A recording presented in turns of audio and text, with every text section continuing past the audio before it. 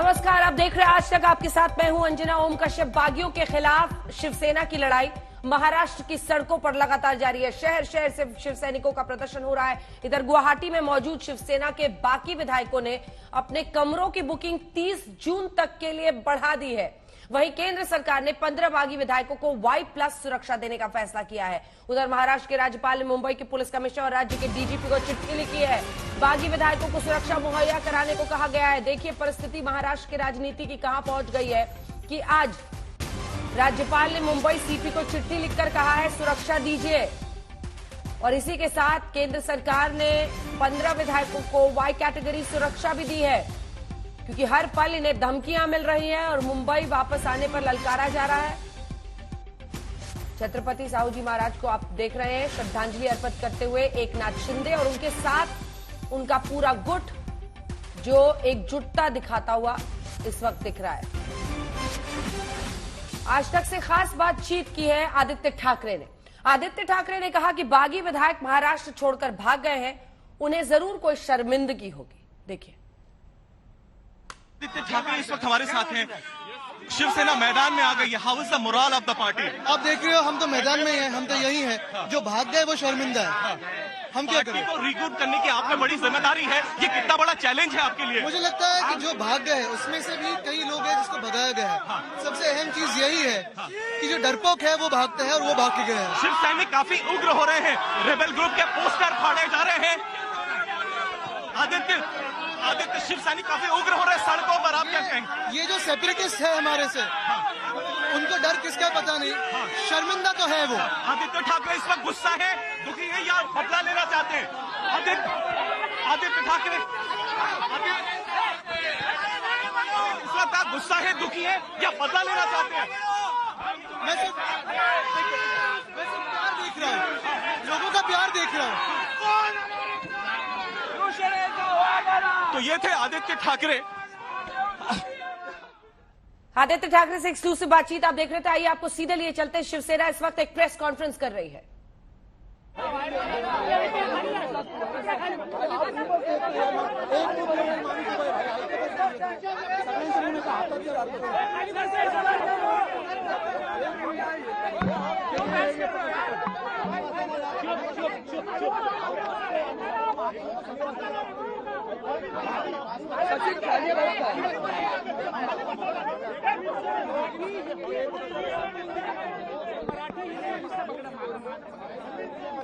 Quiet please. Quiet please. Roll.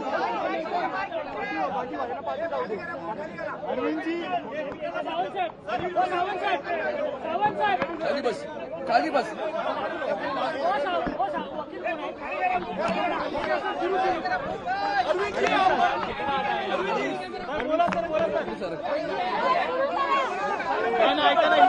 Role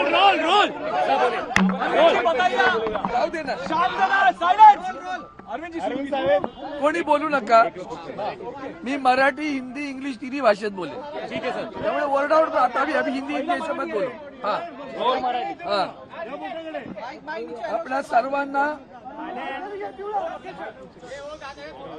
आपणा सर्वांना माहित आहे की गेले काही दिवस शिवसेनेचे अनेक आमदार हे आसाममध्ये, गुवाहाटीमध्ये थांबलेले आहेत आणि म्हणून ते तिथं थांबून काहीतरी रोज वेगवेगळ्या क्लिप मीडियावर देत राहतात, बातम्या देत राहतात आणि आपल्याला कल्पना आहे की आम्ही आमच्या शिवसेनेच्या वतीनं आज सन्माननीय सुप्रीम कोर्टाचे ज्येष्ठ वकील माननीय कामत साहेब माझ्यासोबत आहेत।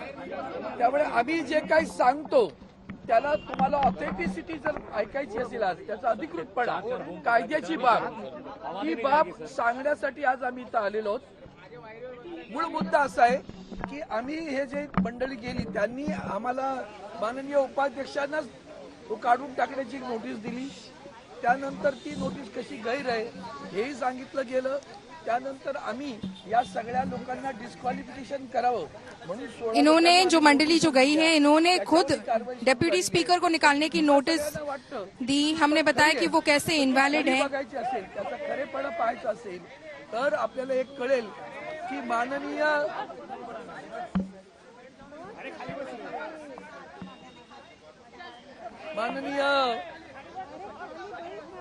कामत साहेब माननीय कामत साहेब इथं आलेले आहेत आणि ते त्याच्याबद्दल ऑथेंटिक सांगतील। आता अभी मैं हिंदी में बात करता हूँ, मेरी पूरी बात होने के बाद कामत जी अब आपको बताएंगे वो आप सभी जानते हो कि अभी जो महाराष्ट्र में राजनीतिक परिस्थिति खड़ी हुई है उसके लिए जो लड़ाई शुरू है वो अभी राजनीतिक लड़ाई नहीं है, अब कानूनन लड़ाई भी शुरू हुई है। अब आप बाकी सारे मामले आप सब जान चुके हो कि हमने क्या क्या नोटिस दे दी है, हमारे उपाध्यक्ष साहब ने कौन सी नोटिस दे दी है, उनके डिस्क्वालिफिकेशन के बारे में नोटिस जारी की है। ये सारे जब हम बोलते तो लोगों को लगता है कि इसमें कितना सच्चा है, कितना खरा है, कितना झूठा है। रोजाना अखबारों में, रोजाना मीडिया पे कुछ ना कुछ उल्टा सीधी बातें करते रहते, तो उसकी कानूनन जो ऑथेंटिसिटी है वो बताने के लिए मेरे साथ में आज हमारे सर्वोच्च न्यायालय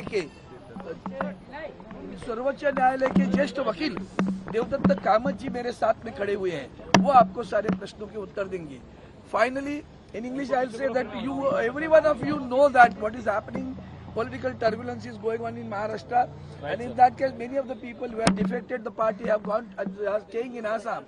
So therefore we have initiated legal action against them, and accordingly the notices of disqualification have been served to some of the members, around 16 members. We have already served the notice, and to know the authenticity of this legal action, the Honorable Supreme Court's senior advocate Mr. Devdatta Kamath is with me, and he will address your questions right now. First, don't ask questions. My request is that first listen to him, and then if you have any queries, you are at liberty to ask him. Okay, sir. But one at a time. Don't shout together. Okay, sir. Thank you so much. First I will start with English. Right, sir. I will first just be quiet. Just be quiet, please.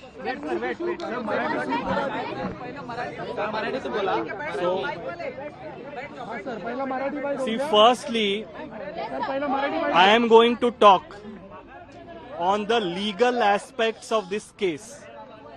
I am not going to comment on the political aspects which my clients, Arvind Samantji and all will do, and will explain to you the political nuances. I am here only to explain to our friends what is the legal position, what are the proceedings which have been initiated by Shiv Sena, what is the status of those proceedings today, because there is a lot of misinformation which is traveling in the media, which is being peddled in the media. So I just want to clear some of those apprehensions, misapprehensions.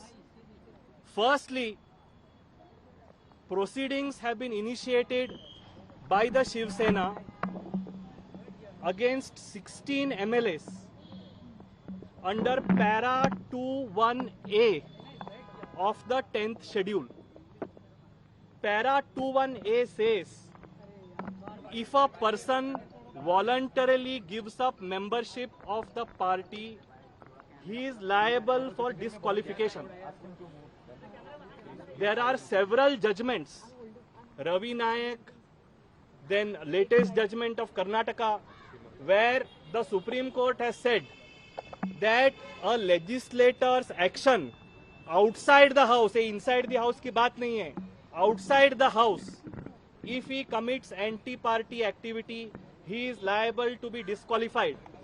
And in fact, the most important judgment of the Speaker is the judgment of, or the order of the Vice President of India in Sharad Yadavji's case, where I was appearing for Sharad Yadavji and we lost. And the only activity which was attributed to Sharad Yadavji is that he went and attended a rally of Lalu Prasad ji against Nitish Kumar. That was the only thing. Now, as far as the facts of this case are concerned, there were several meetings which were called by the Shiv Sena at a crucial time. None of these meetings have been responded to, were attended to, number one. Number two, the action of going to a foreign state, I say other than Maharashtra, BJP ruled states, meeting with BJP leaders there, trying to topple the government, writing letters against the government, amounts to a clear violation of Para 21A. So ये है हमारा plea speaker साहब के सामने. दूसरी बात यह है कि बहुत सारी मीडिया में ये चर्चा आ रही है कि हम लोगों के पास 2/3 है एंड देयरफॉर डिस्क्वालिफिकेशन नहीं लगता है. ये you can ask any constitutional lawyer that this is totally wrong. The concept of 2/3 applies only if there is a merger. ये सिर्फ बोलने से कि हम लोग के पास 2/3 मेजॉरिटी है, इससे कोई फर्क नहीं पड़ता है डिस्क्वालिफिकेशन पे. जब तक आप अपनी जो MLAs है कोई और पार्टी में मर्ज नहीं कर सकते, that till that time disqualification applies. Now in this case, till today as we speak, there is no merger. They have already committed the act of voluntarily giving up.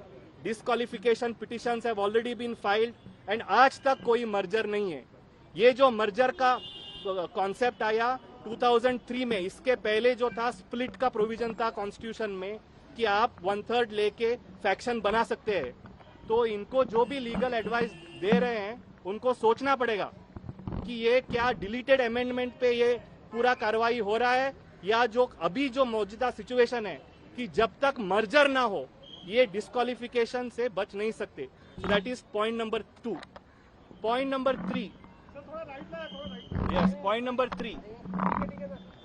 3, they are saying that the deputy speaker has no jurisdiction. Now this is also totally wrong. Now in the absence of a speaker, the deputy speaker has all the powers under the constitution to adjudicate under the 10th schedule. They filed apparently some no confidence against the deputy speaker. तो वो जो हम लोगों को भी पता नहीं है कि we don't have access to that communication, but जो आपके माध्यम से हम लोगों को पता चला है कि the deputy speaker has rejected that, saying that some unauthorized person कोई कुरियर से इनको लेके आया कोई कम्युनिकेशन कि ये आपको आपके खिलाफ नो कॉन्फिडेंस हम लोग लेके आ रहे हैं.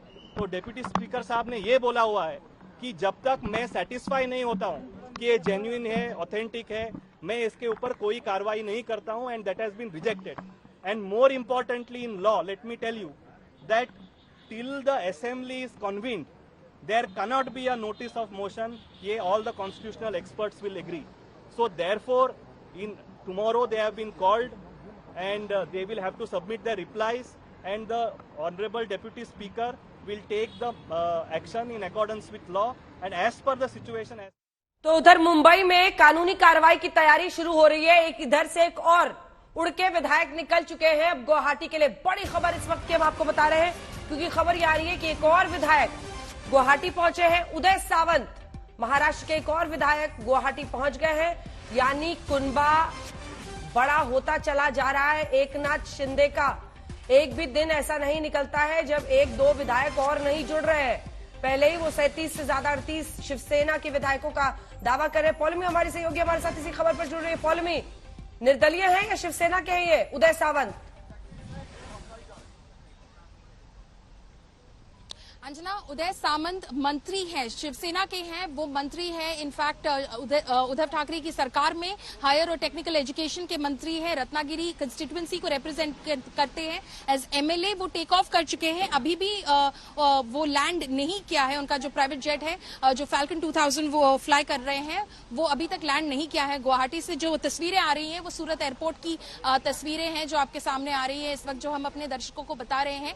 उदय सामंत जो है ये बहुत ही क्रिटिकल एक जो पॉइंट है इस लड़ाई में, इससे दर्शाता है, क्योंकि उदय सामंत जो है आदित्य ठाकरे के बहुत करीबी माने जाते हैं। और पिछले कुछ दिनों में जो मीटिंग्स बुलाई गई थी उद्धव ठाकरे के द्वारा, आदित्य ठाकरे भी जिसमें मौजूद थे, उदय सामंत इन सारे मीटिंग्स में मौजूद थे, और अब अचानक से उनका फोन अनरीचेबल हो जाता है, वो इनकम्युनिकेटिव हो जाते हैं, और पता चलता है कि वो सूरत में है और सूरत से अब टेक ऑफ कर चुके हैं गुवाहाटी के लिए। इसके बाद जो पिक्चर सामने आता है वो ये है कि अगर एमएलएस की बात करें, शिवसेना एमएलएस की जो मंत्री रहे हैं उद्धव ठाकरे कैबिनेट में, वो सारे इस वक्त एकनाथ शिंदे कैंप में है। बस एक को छोड़कर, वो है आदित्य ठाकरे, जो लेजिस्लेटिव असेंबली से चुनकर आए और मंत्री बने। बाकी जो 2 मंत्री बचे हैं वो एमएलसीज है, सुभाष देसाई और अनिल परब। अंजना, बहुत बड़ी खबर ये, करीबी माने जाने वाले उद्धव ठाकरे के एक और मंत्री अशोक, ये तस्वीर अब साफ होती चली जा रही है। आदित्य ठाकरे को छोड़कर कोई विधायक मंत्री इस वक्त उद्धव ठाकरे के साथ तैयार नहीं है, और इसीलिए जो हालत है कि अब वो कह रहे हैं कानूनी कार्रवाई। पंकज, इसके बाद आपके पास आऊंगी, सीधा कानूनी कार्रवाई की बात अब हो रही है। वो कह रहे हैं 2/3 नहीं होगा, या तो बीजेपी से मर्जर कीजिए वरना आपको डिस्क्वालीफाई किया जाएगा। अशोक, बिल्कुल अंजना, इसी कोशिश में लगे हुए दोनों पक्ष। उद्धव ठाकरे की तरफ से नोटिस दिया जाता है, डिप्टी स्पीकर 16 विधायकों को डिस्क्वालिफिकेशन का विधायक दल के नेता से हटा दिया जाता है एकनाथ शिंदे को। उसका जवाब एकनाथ शिंदे गुट की तरफ से दिया जा रहा है, क्वेश्चन किया जा रहा है। कल कोर्ट में जाएंगे, तैयारी कर रहे हैं, पूरे लीगल एक्सपर्ट से बातचीत की जा रही है कि एकनाथ शिंदे को जो हटाया गया, डिप्टी स्पीकर के फैसले को चुनौती देंगे कि हमारे पास 2/3 मेजोरिटी है, हमारा फैसला गलत किया गया, जबकि उनको डिस्क्वालीफाई करना चाहिए। ये तमाम लीगल बैटल लड़े जा रहे हैं। दूसरी तरफ पॉलिटिकल लड़ाई लड़ी जा रही है। अंजना, देखिए, जहां उद्धव ठाकरे ने इमोशनल कार्ड खेला 2 दिन पहले, वर्षा से चले गए मातोश्री में, सीएम पद छोड़ने की बात कही, ये कहा कि शिव सैनिक आके मुख्यमंत्री बन जाए, एकनाथ शिंदे को ऑफर किया कि आप आके बात करें अगर आप ये चाहते थे। उसके बाद वो भी काम नहीं आया, फिर उन्होंने चुनौतियां दी, सड़क पे उतरे तमाम शिव सैनिक, लड़ाइयां लड़ी, और संजय राउत ने तलवारें चलाने की बात कही, दफ्तर तोड़े गए बागी विधायकों के, उससे भी काम नहीं चला। एसएमएस किए गए, बातचीत करने की कोशिश की उद्धव ठाकरे के द्वारा, लेकिन वो भी काम नहीं। अब आदित्य ठाकरे के सबसे नजदीकी विधायक मंत्री ही गुवाहाटी पहुंच रहे हैं, तो यहाँ सेंध लगाने की बजाय अंजना, बागी गुट में सेंध उन्हीं में लग रही है। तो उनके सामने अब पार्टी का अस्तित्व बचाने की, मैं कई दिनों से बोल रहा हूँ, वो सबसे बड़ी बात हो गई कि आप अपने विधायकों को, मंत्रियों को भी संभाल नहीं रहे हैं। सोच रहे थे कि यहाँ पे सेंध लगाएंगे।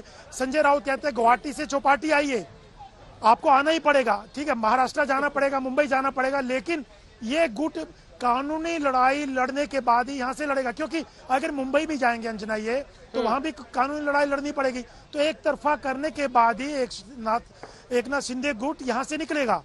तो इसलिए पूरी लड़ाई आप देख सकते हैं कि वहां पे लगातार सेंध लग रही है, उनके नजदीकी लोग यहाँ आ रहे हैं। हाँ। तो मामला बड़ा इंटरेस्टिंग है। पॉलिटिकल फ्रंट पे भी एकनाथ शिंदे गुट बीजेपी बैक कर रही है, देवेंद्र फडणवीस से मिल रहे हैं 2 दिन पहले जाकर के बड़ोदरा में। एक पॉलिटिकल लड़ाई लड़ी जा रही है, दूसरी कानूनी लड़ाई लड़ी जा रही है। तमाम दिल्ली से लेके मुंबई, आसाम, तमाम जो एक्सपर्ट्स हैं, लेकिन उनसे बातचीत की जा रही है लगातार कि जो नोटिस दिए जा रहे हैं उद्धव कैंप की तरफ से, डिप्टी स्पीकर की तरफ से, उनका कैसे जवाब देना है। और उल्टा उन्हीं के ऊपर ये लोग सवाल उठाए जा रहे हैं, उनके निर्णय के ऊपर, और सेंधमारी भी की जा रही है एकनाथ शिंदे गुट के द्वारा। तो ये तमाम चीजें उद्धव ठाकरे और शिवसेना के लिए एक चुनौती बन रही है। दूसरा एक इंटरेस्टिंग बात यह है, एकनाथ शिंदे गुट ये भी कह रहा है कि शिवसेना हम हैं, वो लोग तो कब्जे में आ गए हैं एनसीपी और कांग्रेस के, हम उसी से छुटकारा, उनके चंगुल से निकालना चाहते हैं शिवसेना को। और बाला साहब ठाकरे की जो विचारधारा थी हिंदू की, उसी की लड़ाई हम लड़ रहे हैं। तो ये तमाम चीजें हैं। असली विरासत किसके हाथ में, इसी की लड़ाई है। अशोक, मैं लौट रही हूँ आपके पास। पंकज, वहां पर काफी हलचल इस वक्त दिखाई दे रही है। क्या अब शिवसेना कानूनी कार्रवाई को लेकर आश्वस्त है? डिस्क्वालिफिकेशन इन विधायकों का, इसी की तरफ अगला कदम उनका दिख रहा है। पॉलिटिकल फ्रंट पर अलग लड़ाई, और ये कानूनी तो है ही, और पॉलिटिकल वाले में तो अब बाप पर मामला आ गया है। अंजना, सीधी सी बात है ना कि अब जो लड़ाई होगी वो तो फ्लोर ऑफ द हाउस में, कोर्ट में और सड़कों पर, तीनों जगह शिवसेना को लड़नी पड़ेगी क्योंकि प्रतिष्ठा की बात है। अब यहां पर क्या हो रहा है, मीटिंगों का दौर जो है पिछले कुछ दिनों से शुरू हुआ है वो खत्म होने का नाम नहीं ले रहा है। इंटरेस्टिंग, मैं आपको बात बताऊं, करीब उद्धव ठाकरे के 4 करीबी बताए जा रहे हैं, जिसमें मैं 2 नाम तो कंफर्म कर सकता हूं, अनिल देसाई हैं और अनिल परब हैं, जिनको ये जिम्मेदारी दी गई है कि पार्टी को रिवाइव किया जाए। और इस पूरे रिवाइवल प्लान में जो युवा सेना है उसने एक प्रमुख भूमिका निभानी है। अब आदित्य ठाकरे की जो यहाँ पर रोल होने वाला है वो बहुत महत्वपूर्ण होगा, क्योंकि युवा सेना का वो प्रतिनिधित्व करते हैं। जिम्मेदारी ये रहेगी कि न सिर्फ मुंबई में बल्कि तमाम इलाकों में जहां पर लग रहा है कि शिवसेना ने बागी तेवर देखे हैं, वहां पर जाएं, लोगों को एड्रेस करें और उन्हें बताएं कि बाला साहेब ठाकरे का जो हिंदुत्व था वो उद्धव ठाकरे ने अभी नहीं छोड़ा है। उद्धव ठाकरे वहाँ खबर पहुंची है कि नहीं कि उदय सामंत निकल चुके हैं, गुवाहाटी पहुंचने वाले हैं, खबर पहुंची है कि नहीं वहां? आदित्य ठाकरे शायद थोड़ी देर में आएंगे, तब उनसे ये सवाल करेंगे, क्योंकि जब वकोला में उन्होंने पब्लिक गैदरिंग करी थी तब तो वहां पर वो काफी आश्वस्त नजर आ रहे थे। उन्होंने कहा कि 17 से 20 अभी भी ऐसे बागी विधायक हैं जो उनके संपर्क में हैं, कभी भी फ्लोर टेस्ट हो जाए पता लग जाएगा कौन कितने पानी में है। तो यानी इस वक्त दोनों, चाहे रेबल ग्रुप भी है, शिवसेना जो उद्धव कैंप भी है, वो तो कह रहे हैं कि बाजी हम ही मारने वाले हैं, लीगली भी हम ही जीतने वाले हैं, सपोर्ट भी हमारे साथ है। ये तो सपोर्ट बागियों के साथ तभी तक है जब तक वो मुंबई के बाहर है। नेताओं का इशारा मिलते ही शिव सैनिक सक्रिय हो गए, सड़कों पर उतर आए, बागी नेताओं को दफ्तरों का निशाना बनाया। आज भी शिव सैनिकों की लड़ाई अपनी ही पार्टी के बागियों से जारी है, शहर शहर प्रदर्शन।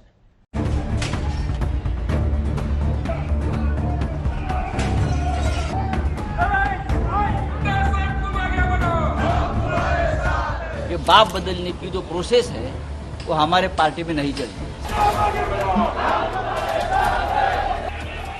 तो आपको तो 100 बाप है उधर, कोई दिल्ली में है, कोई नागपुर में है, कोई मुंबई में है।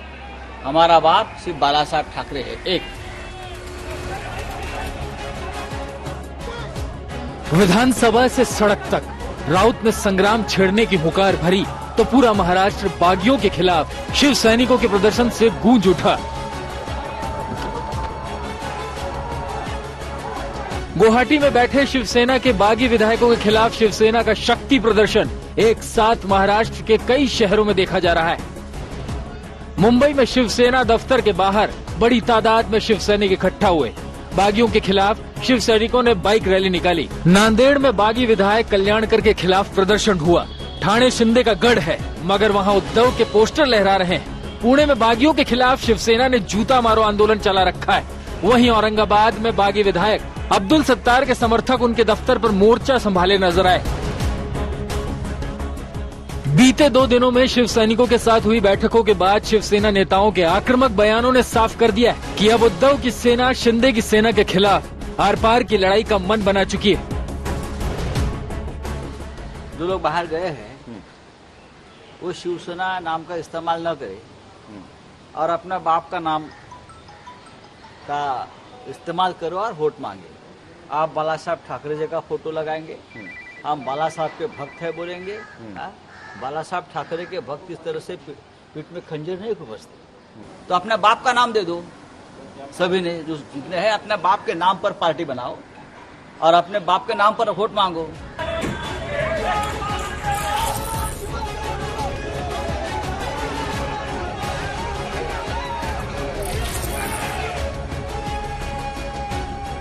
नेताओं की जुबान के बाद ही शिव सैनिकों ने बागियों के खिलाफ संग्राम छेड़ दिया। शहर शहर उनके खिलाफ शिव सैनिकों ने हल्ला बोल दिया।